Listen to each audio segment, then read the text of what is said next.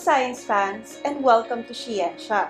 Have you ever wondered what it's like to be in the wonderful world of science, technology, engineering, and mathematics? Let's hear from experts, students, and aspiring STEM advocates about what it's like to be passionate about the wonderful world of STEM. Join us in today's episode as we discuss what it means to be an outstanding young scientist in the Philippines and talk to sheroes who have turned their passion into action.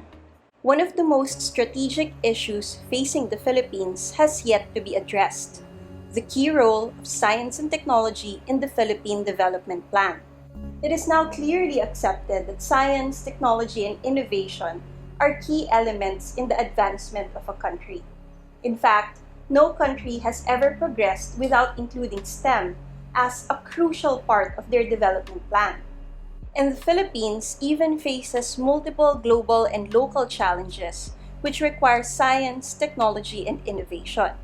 And these include intensifying competition because of globalization and regional integration, natural disasters, environmental degradation, and climate change, and also poverty and increasing inequality. So we have to be conscious of the fact that without STEM, we cannot and we will not be competitive. Because without STEM intervention, we will continue to suffer great damage from natural disasters that our country continues to suffer, and we will also remain poor. The Philippines at present is not investing enough resources in science and technology, human resource development, research and development, and physical infrastructure. We even lack the bare minimum number of scientists needed to drive innovation-led development. And as a result, we suffer from low industrial and agricultural productivity, inefficiency, and significantly less scientific publications, patents, and innovations compared to our ASEAN neighbors. And where there are highly trained professionals, we lack the local investment to absorb them.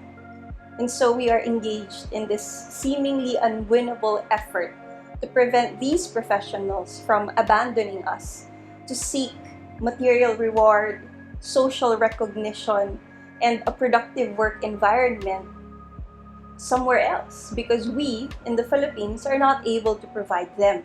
But is the situation truly hopeless? Based on my observations in my more than 10 years of experience as a scientist and teacher here in the Philippines, I still believe there is hope. With national agencies gearing up to increase STEM innovations in the Philippines, led by the Department of Science and Technology, I believe we can create the critical mass needed to change the tide in our battle for recognition of STEM fields in our country. And one of these institutions helping to jumpstart STEM in the Philippines is the National Academy for Science and Technology, or NAST. Their mandate includes recognition of outstanding contributions to science and technology, as well as provide meaningful incentives to those engaged in the field of STEM. And one of the most prestigious awards given by NAST is the Outstanding Young Scientist Award. The Outstanding Young Scientist Awards are given to Filipinos who should not be more than 41 years old at the year of the awarding and who have also created outstanding contributions to the field of science and technology. A total of 12 Outstanding Young Scientist Awards are given annually and are split among the following divisions: Agricultural Sciences, Biological Sciences, Chemical, Mathematical, and Physical Sciences, Engineering Sciences and Technology, Health Sciences, and Social Sciences. And the awardees are determined based on the following criteria: quality and number of scientific works and publications, contributions to the advancement of science in general and science in the Philippines, contributions to the well-being of the Philippine economy and culture. Nominations for these awards may be given by heads of government or private research institutions, public or private colleges or universities, and the presidents or heads of professional and scientific organizations. And traditionally, The deadline for submission of nominations is every last working day of November. Now, given our current conditions in the Philippines, it is very challenging to do STEM, despite how much we really need it. So how is it really for a woman to be an outstanding young scientist here in the Philippines?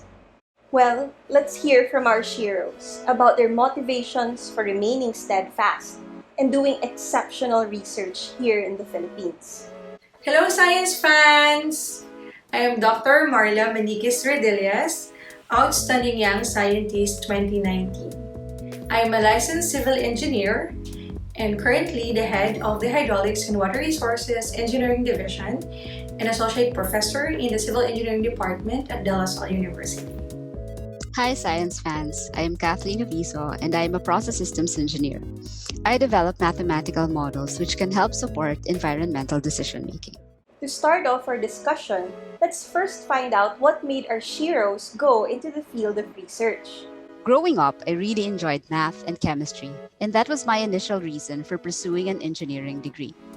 However, my experience as a graduate student opened up so many other possibilities, and it made me realize that STEM was not just about reading books and applying existing equations to solve problems.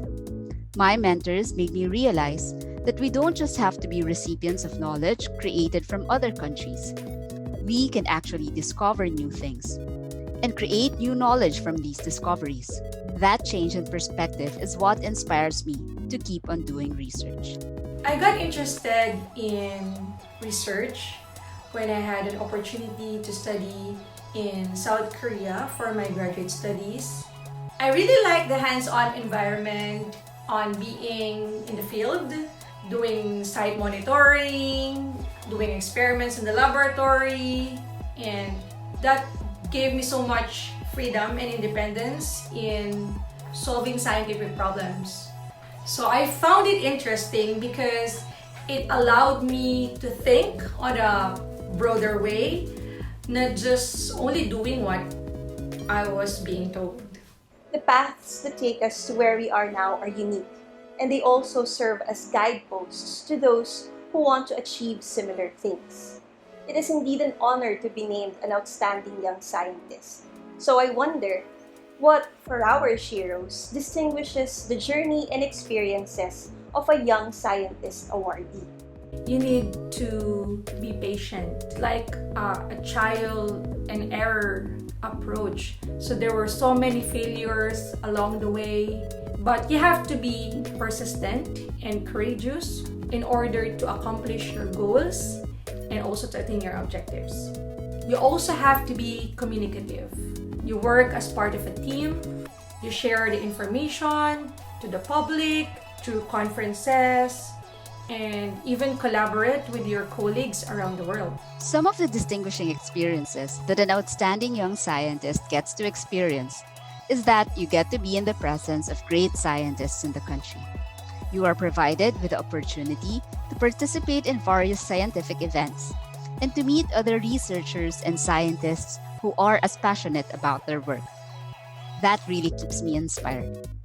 You also get the chance to meet aspiring and budding scientists, and hopefully, you get to inspire them to continue with a career in STEM. The Philippines certainly provides more than enough challenges for a Filipina to do good research in our country.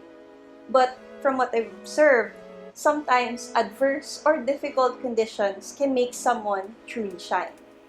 So, I'm curious what our Shiros have found to be the most difficult aspects of doing research in the Philippines. Doing research is not always easy. Doing it in a developing country such as the Philippines may be twice as challenging. I think the main challenge is knowing that it is not top priority in our country. We are faced with so many other problems, such as poverty, that venturing into basic research or science that may not seem to have immediate impact is quite difficult to justify to funding agencies. Procurement procedures has also been challenging, that sometimes a lot of your time is just spent on doing clerical work rather than focusing on the actual research itself. The most difficult aspects of becoming a researcher in the Philippines is balancing the research topic with the available resources. Time, money, people. Once your topic and methodology are in place, establishing and building a team, network of researchers comes next. And of course, that's also very challenging. And lastly, to look for potential fundings and getting institutions to participate are also challenging. And of course, there are a lot more. Doing anything of value is certainly never easy, but it is worth all the blood, sweat, and tears. So what could be the most fulfilling aspect of being a Filipina researcher for our Sheroes? The thrill of new discoveries. Scientists make exciting new discoveries all the time. Surprises can happen all the time, and this keeps scientists going to work. Understanding how things work and eventually solving, real world problems, global world problems, that's really, really rewarding. Success stories make doing research fulfilling. I believe that the pathway towards a more progressive, developed, and successful country really lies in strengthening its foundations in science and technology. And just knowing that I am contributing towards that goal makes it fulfilling.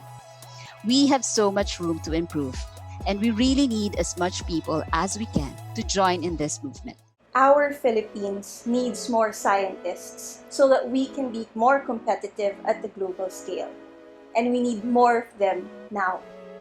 So let's hear one more time from our Sheroes about their message to young Filipinas who are interested to go into the wonderful world of STEM. My message to all Filipinas who are interested in pursuing a STEM career is to just do it. I think we are fortunate that in the Philippines, women actually have more representation in STEM than in other countries. So let us maximize that opportunity. As long as we have the passion, curiosity, and drive to embark in the journey, so many things are possible. Just know what you are good at and what you love doing. Work smart and work with integrity. Believe in yourself and don't be afraid of pursuing your dreams. We can really do great things for the country and for the world. You have to start now. You have to figure out the world around you, ask questions, explore, and of course, expose yourself into science, mathematics, and engineering. We need to have more girls and women in the STEM workforce so we can create a much stronger nation with a wider perspectives and an environment that encourages acceptability and access. Of course, we need more female scientists that could help in transforming our world and make it much better. Thank you so much to our Sheroes for sharing with us your time and your experiences, and for helping empower fellow women in the field of STEM. It truly is amazing to get a glimpse of what it's like to be an outstanding young scientist. And to our viewers, I hope you were able to learn something from our video for today. And if you did, I hope you can give it a thumbs up and also subscribe to our channel. If you have any comments, questions, or suggestions, please don't hesitate to message me, your resident Filipina scientist, in the comments section below. Thank you very much, and see you around!